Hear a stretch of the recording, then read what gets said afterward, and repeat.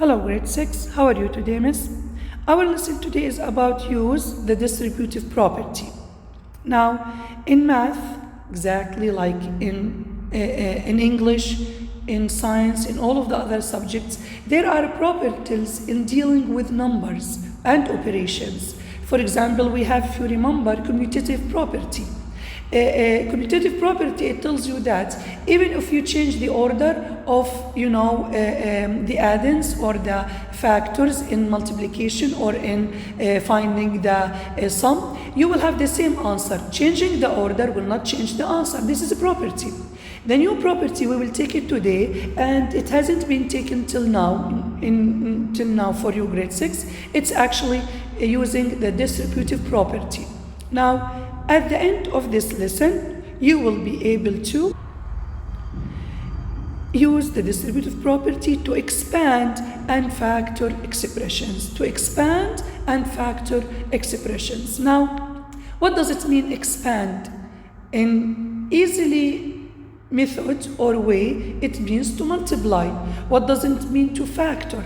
Let's say that if expand, which means that multiplication, it's going to the right side, actually factor is going to the left side. Factor, it means to divide or find a common factor, then divide each term by the common factor. Now, the lesson is about expand, the expression.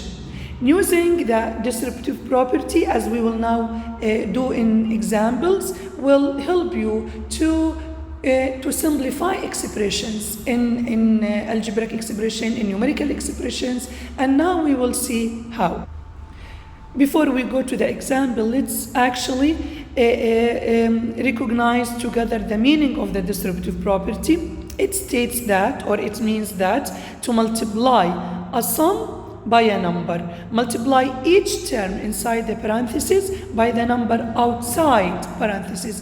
And each term, it's very, very important. Let's talk about using the distributive property as telling you that you have a guest coming to your house.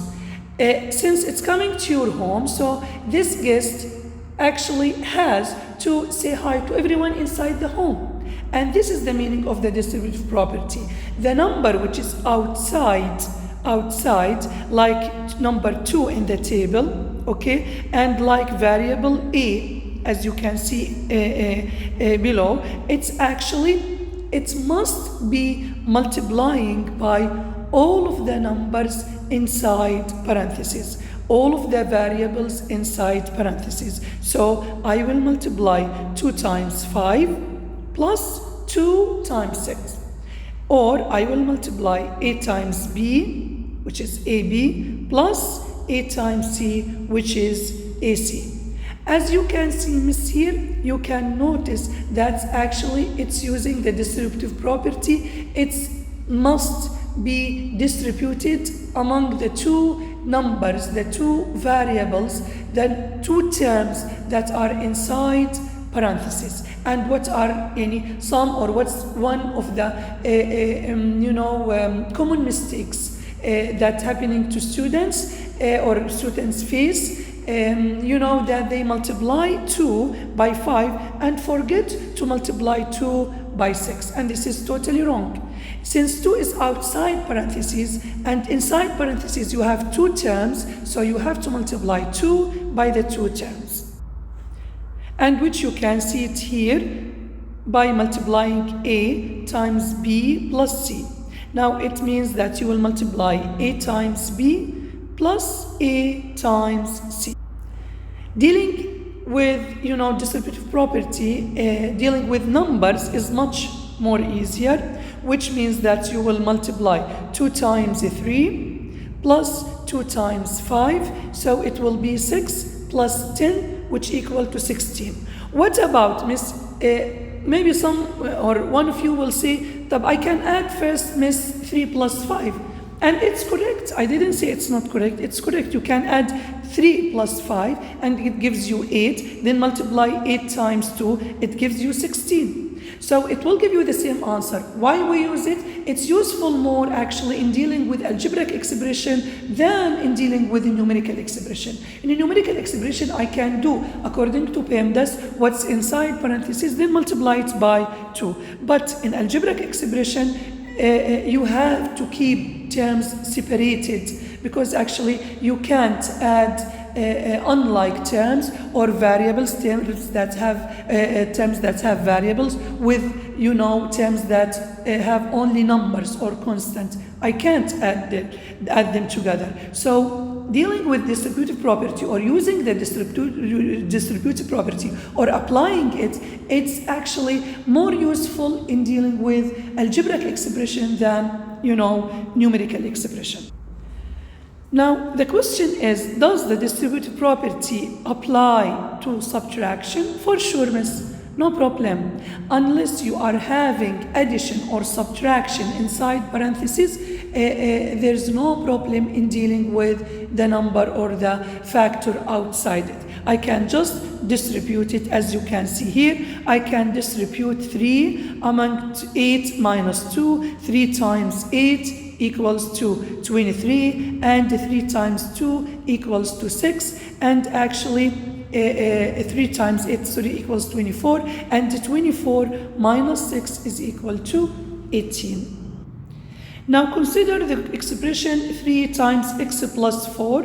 Now what should we do? As we said, we can distribute 3. It will be 3x, 3 times x, 3x, plus 3 times 4 equals 12. So I can simplify it. Look, miss, how will be the question here? It will be simplify the expression. Simplify, it means that you have to use the distributive property, because any term or any actually expression that doesn't it has a parenthesis and a number outside or factor outside, you have it's not simplified. You have to simplify it. Simplify it, it means that if there is distributive property, you have to use it, so you should use it. This means to simplify. So when we simplify, 3 multiplying by x plus 4, this expression is not simplified. To simplify it, I will multiply 3 times x plus 3 times 4. The answer is, or the simplest form or the simplified form is 3x plus 12. In this example, we will use the distributive property to expand to multiplying by x plus 3. How to do it? I will multiply 2 times x, which is 2x, plus 2 times 3, which is actually, 6. So the answer here will be 2x plus 6. Now, this is the whole, lesson about it. Inshallah, we will continue in the class and solve it together in dealing with or how to use distributive property in expanding, the expressions.